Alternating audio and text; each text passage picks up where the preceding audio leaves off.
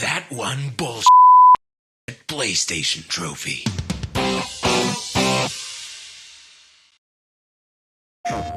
So, I have a bit of a confession to make. You see, I wasn't really a fan of the Thieves Guild missions in Oblivion, and I hated it even more so in Oblivion Remastered on PS5, as just like the Mage and the Arena and all the other guilds in the game, there is a bunch of trophies attached to these that require you to complete all of the missions for the guilds, and if I want to get the Platinum Trophy, I was going to have to do all of them, plus all of the dreaded Thieves Guild missions. Now, I realise that in part I might not like this because I just gunned all of the guild missions back to back before moving on to the next one without actually really venturing out and doing the story. As soon as I was out of the prison, I went straight for the arena, smashed all of those, and then moved on to the Thieves Guild.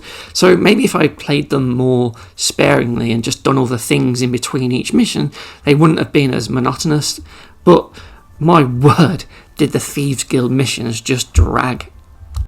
And they were easily the worst part of the Platinum journey in Oblivion Remastered, and I think my main issue with them was the fact that in order to start any of these Thieves Guild missions, you were first required to complete an independent thievery quest first, which forces you to steal and fence X amount worth of items.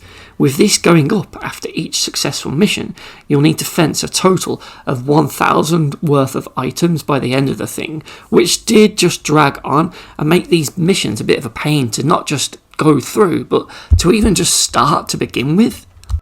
As it meant I would just have to go and run around and try and find a good area to steal things from, because trying to just pickpocket people in the towns is a no-go because someone will just see you and arrest you. So you have to find some secret areas or some hidden rooms in some people's houses to find some valuable items, and in the end I just went to this guard shack and made my way up to their living quarters and just robbed all the helmets and armour bits before they would even wake up. But even then it was still awkward because sometimes they would just discover me and then I'd end up in jail and I'd have to do the whole thing over again because they just took all the things I stole off me. I just don't think they needed to be there, at least not every single time. Having to do 100 coins worth of stuff each time you want to do a new mission was just boring, and it just only served to just drag it all out and get in the way of the actual missions. Plus, later on, this guy just didn't want to turn up to trigger one of the quests, despite me fencing enough items to be able to go and speak to Grey Fox and meet this other guy. I was supposed to just wait around in town for him to show, but it took me multiple days of just waiting and fast forwarding through time for him to finally appear in the town where I was told to wait and approach me to give me the next part of the mission.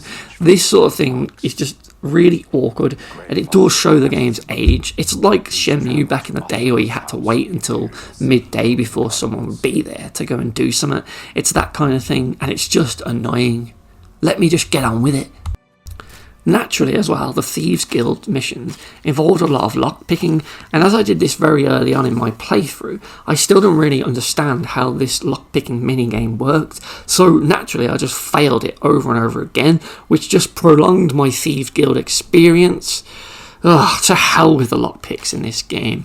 I just did the scrubby little thing of making a save right by the door I needed to try and lockpick, and then just spamming square in the hope that it would just auto-pick it and let me through without wasting too many lockpicks. And if it did, I'd just reload the save and do it over and over again until I finally got through the door and into the area I needed to be in.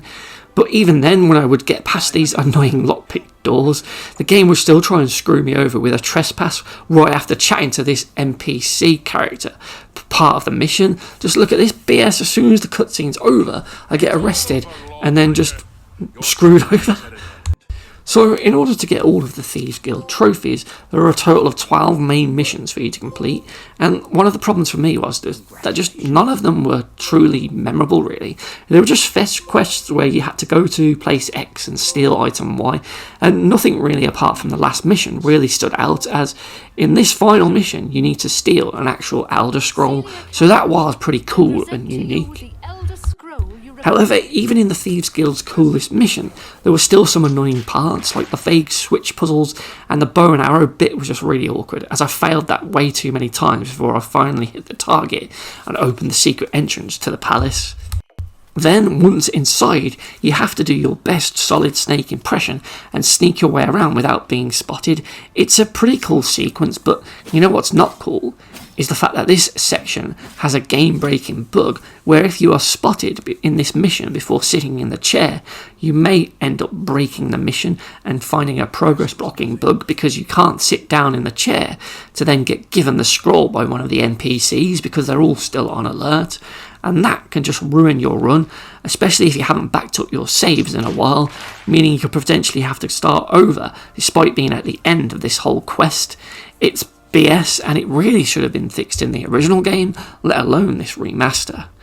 Ugh, typical Bethesda glitches. So yeah, the Thieves Guild trophies were my least favourite ones to unlock in all of Oblivion Remastered because it just took me a whole while to figure out a good place to steal valuable items to be able to get past that annoying requirement for each mission. So a lot of time was just wasted trying to start these things. And then when I did get to the actual missions, they just weren't that great, to be honest.